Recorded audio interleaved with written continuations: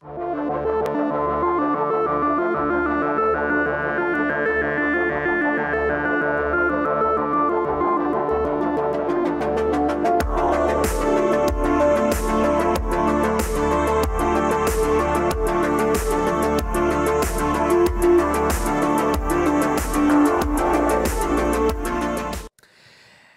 métiers pour tous et pas seulement techniques, ce sont les fonctions support avec une transversalité et diversité des métiers. Avec nous pour en parler, Florence Dijoux. Bonsoir Florence, bonsoir Stéphane Marchand. Bonsoir. Alors Florence, vous êtes responsable des ressources humaines chez Axilone et Stéphane, vous êtes assistante technique dans l'entreprise Panaget. Merci en tout cas à tous les deux d'avoir accepté notre invitation. Alors la question des fonctions support dans l'industrie revient souvent dans les forums, dans les rencontres entre les jeunes en formation, les demandeurs d'emploi et même les professionnels des différents secteurs. Eh bien je vous propose de découvrir ce que sont les fonctions support.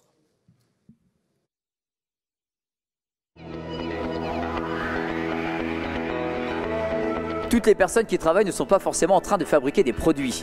Bienvenue dans les services support au métier de l'industrie. La gestion de l'entreprise, l'achat de matières, la comptabilité, les ressources humaines, la partie commerciale, le transport de marchandises et bien plus encore.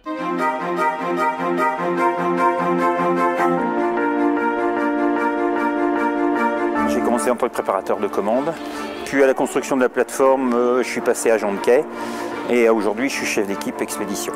On a l'avantage d'avoir beaucoup de formations au sein de la société. En ce qui me concerne, j'ai une personne qui m'est rattachée, qui est gestionnaire de stock, qui est très autonome, donc les relations sont plutôt simples également.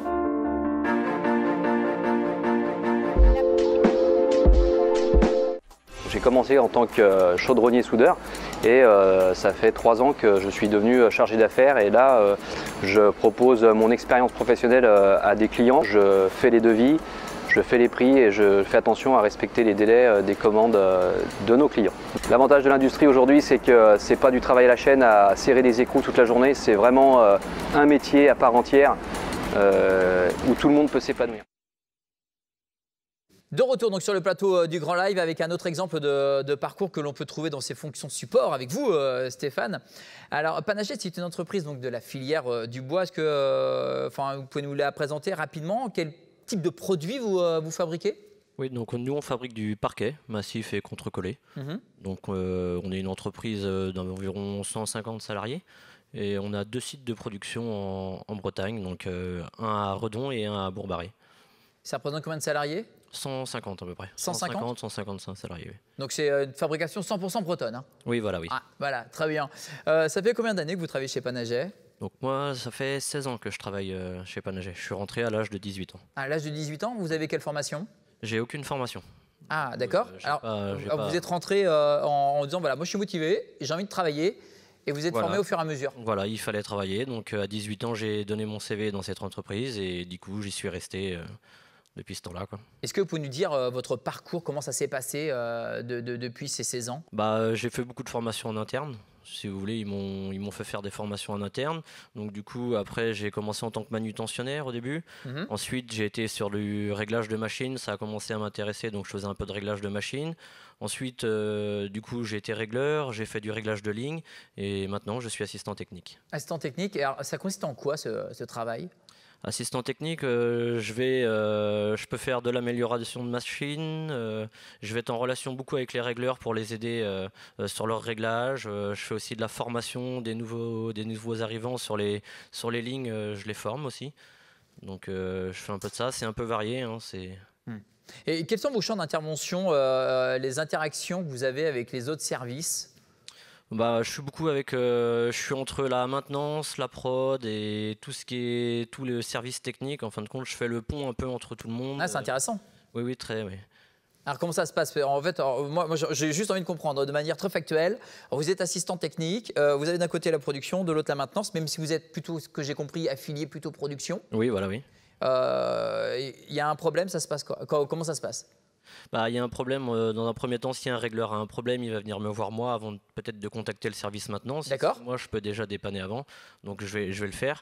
Et après, je peux remonter aussi les informations à ma chef et au service technique pour proposer des améliorations, voir ce qu'on peut faire pour améliorer ou même aider à perdre moins de temps sur des réglages ou faire gagner du temps à l'entreprise. Donc en fait, vous améliorez le process de fabrication. Voilà, je participe à l'amélioration des process de fabrication. C'est vraiment intéressant. Qu'est-ce qui vous plaît autant dans votre métier? Un peu de tout, c'est la polyvalence. C'est la polyvalence, on est en contact un peu avec tout le monde, on voit vraiment plusieurs étapes de la fabrication, on travaille un peu avec tout le monde, donc on est un peu en relation avec tout le monde, on est un peu au milieu et on se balade comme ça en essayant d'aider un peu tout le monde.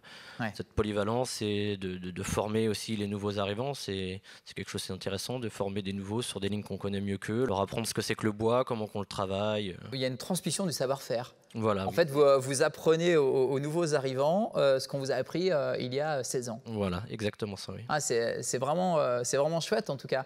Bravo, en tout cas, pour ce parcours. Est-ce que vous pouvez nous rappeler la manière dont vous avez été formé? Est-ce que vous avez fait des formations internes ou alors même des formations externes, comme il en existe énormément sur le territoire breton?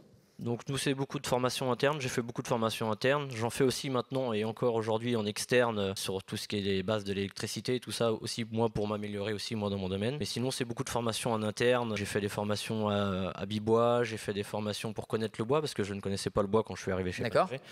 Donc pour connaître tout ça et puis pour m'améliorer aussi moi dans mon secteur dans mon service, quoi, si vous voulez. Comment pourriez-vous qualifier votre travail? Intéressant.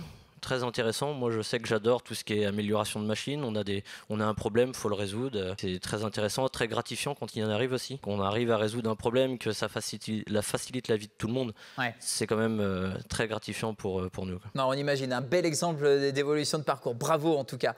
On a le côté terrain. On va voir avec vous côté RH, les passerelles métiers donc qui sont possibles et elles sont nombreuses. Florence, vous êtes la responsable ressources humaines d'Accelone sur les 2 sites français de Guidel et Auray. Accelone, c'est quel type d'entreprise? Alors Accelone est un groupe industriel spécialisé dans la conception et la fabrication d'emballages de luxe pour la beauté. Nous appartenons au groupe international Ileos et nous sommes implantés dans différentes régions, aux États-Unis, en France, en Espagne et en Chine. Alors en France, Accelone Plastique, c'est 2 sites dans la belle région du Morbihan, un site à Auray et un site à Guidel, et ça représente 230 salariés. 230 salariés. Est-ce que vous pouvez nous rappeler, alors déjà, est-ce que vous pouvez nous dire sur quel client, avec quel client vous travaillez? Alors on travaille avec les grands clients, les grands noms de la cosmétique, tels que le groupe LVMH, L'Oréal, Dior, Estée Lauder, le groupe Rocher. Voilà. Très bien, donc de belles marques, effectivement. Tout à fait. Pour préciser les choses, d'abord, c'est qu'à Accelone Plastique, nous, on est spécialisé dans la fabrication et la production de solutions plastiques. Donc, on est spécialisé dans l'injection plastique sur la parfumerie, sur le soin et sur le maquillage avec le rouge à lèvres.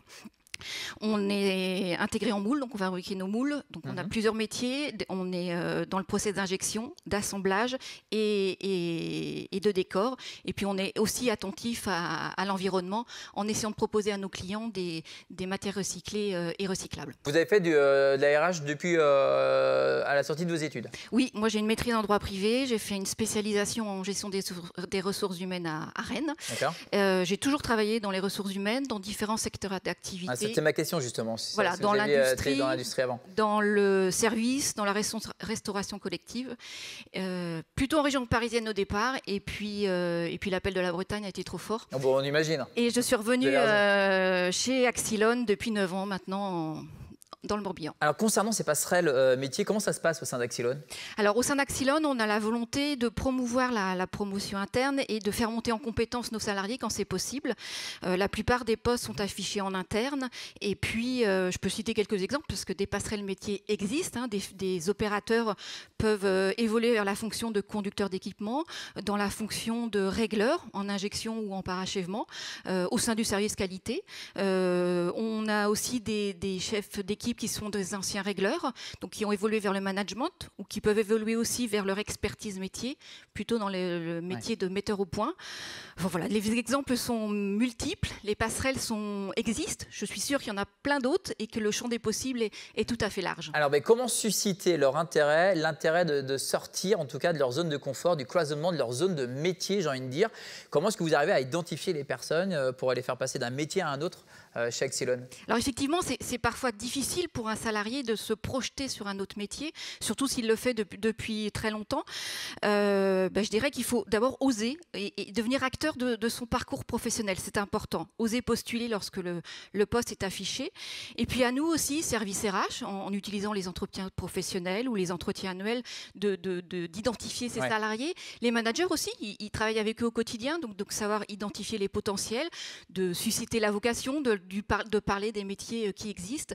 Et puis peut-être aussi de décloisonner un peu les métiers, de faire découvrir, même au sein d'une même entreprise, les métiers qui existent. Parce que quand on voit le parcours de Stéphane, il a démarré, il n'a pas de diplôme et maintenant il est assistant technique. Au bout de 16 ans, il a évolué et donc ça s'est passé par la formation interne, maintenant externe, parce qu'on n'arrête pas d'apprendre tout au long de sa vie professionnelle, c'est important de le préciser. Comment est-ce que vous les accompagnez, vous? Alors c'est vrai qu'une fois que le salarié est sélectionné et qu'on a identifié les compétences qui devaient être acquises ou développées, l'accompagnement passe essentiellement sur de la formation externe et interne et du tutorat. Effectivement, de la formation externe, ça peut être qualifiant et nous, de plus en plus, on essaye de qualifier et que les salariés obtiennent un certificat de qualification professionnelle, les CQP. Alors on a de la chance, la Fédération de la plasturgie a mis un certain nombre de CQP. Est-ce que vous recrutez? Oui, on recrute, nous sommes en plein de développement et nous recrutons sur les 2 sites dans des fonctions d'encadrement, comme un responsable d'unité de production ou un coordinateur qualité production. On recrute aussi des conducteurs d'équipement, puisqu'on a la volonté d'ouvrir les week-ends, donc sur des horaires de week-end, conducteurs d'équipement de nuit. Voilà, de nombreux postes sont à pourvoir. Quels sont les arguments pour attirer la main-d'œuvre, qualité de vie au travail, salaire, reconnaissance, formation? Qualité de vie au travail, c'est important. Effectivement, on essaye d'améliorer les conditions de travail, d'améliorer les locaux, d'écouter les salariés. Mais la qualité de vie au travail, c'est l'affaire de tous. Le bien-être, il faut avoir envie et chacun doit participer à ce bien-être. C'est important. Alors, si vous aviez un conseil à donner à des jeunes sans qualification qui nous regardent, qui ne savent pas quel chemin à prendre, ce serait lequel, Stéphane? Il faut arriver motivé au boulot, rester motivé, et être patient. Les évolutions, ça se fait pas sur 2-3 jours, c'est sur des années complètes. Si on est motivé, curieux et qu'on s'investit dans notre entreprise, normalement, ça fonctionne. Soyez curieux, motivés, osez. Je suis persuadée qu'un jeune sans qualification peut s'épanouir, évoluer dans nos belles industries bretonnes. Merci à tous les deux d'être venus sur le plateau du Grand Live de l'industrie.